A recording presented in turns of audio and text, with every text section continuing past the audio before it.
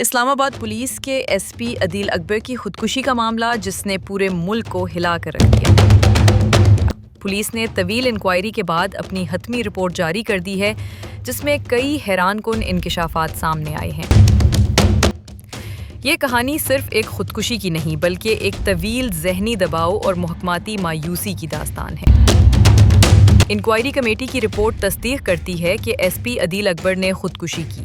Doctors کے بیانات کے مطابق عدیل اکبر ڈیپ روٹڈ سٹریس کا شکار تھے، یعنی وہ موجودہ نہیں بلکہ ماضی کے تلخ حادثات اور محکماتی پریشر کا بوجھ اپنے ساتھ لے کر چل رہے تھے۔ عدیل اکبر کا یہ ذہنی دباؤ کیوں تھا؟